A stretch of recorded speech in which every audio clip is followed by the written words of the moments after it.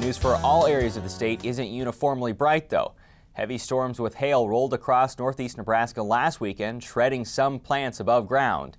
In western Nebraska, rain is at a premium. Aaron Berger is a UNL Extension educator in Kimball, Banner, and Cheyenne counties. He says moisture for rangeland in the panhandle is well under where it should be for this time of the year. Well, compared to average, if you look at January 1st to date, we're only about 50% of normal in terms of precip.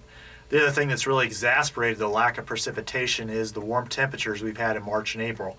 We've had extremely warm temperatures, and that has increased the evaporation rate, and so soil profiles are really depleted. Plants are really under stress as we think about cool season grasses on native range. So let's talk about those rangelands then. How serious is the problem right now to ranges out west? You know, really, I think we're in a pretty serious situation. If we look at major forage production for the panhandle, especially for those areas west of the sandhills that are cool season dominated rangeland, we need to see good precipitation in the March-April time frame to really get some good growth on that. Those plants are 3 weeks ahead of normal in terms of their maturity just because of the warm temperatures we've had. And so we're seeing those plants already beginning to mature. And so really we're not going to get much in terms of growth from those cool season plants. So most of our forage production is about 70% coming from those cool season grasses. We're really seeing very little in terms of growth.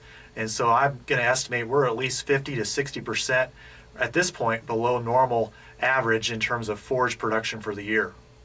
So what options do ranchers and farmers out that way have if they're looking for something to do with their cattle or another feed option for their cattle?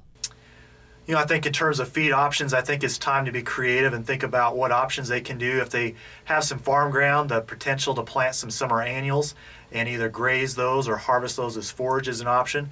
I think people need to look at securing some things like wheat straw, corn stalk bales, and using some co-products with those to possibly feed cows in a dry lot type situation this summer.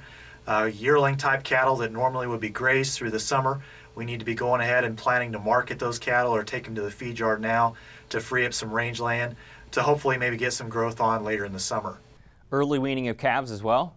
Yeah, I think we need to also be now planning to early wean calves. If we can early wean those calves around 80 to 100 days of age, that takes a lot of pressure off the cow, especially as we graze rangeland.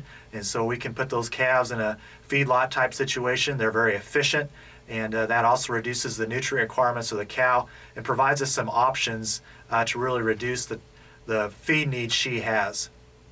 You mentioned you mentioned planting some summer annuals. What's the time frame on that? And then is the weather going to be conducive long term? Is there going to be enough precipitation to get those going? You know, that's a great question. Summer annuals we can really start planting now on this end of the state, and we can really plant those through the 1st of August. Whether or not we're going to get much growth on those, who knows? The long-range forecast from the National Weather Service, the 1 to 3 months, is above normal temperatures, and they're giving us an equal chance right now of precip. So if we would get some moisture in late June, July, and August, we could grow some summer annual forage that we could use either for grazing or for hay.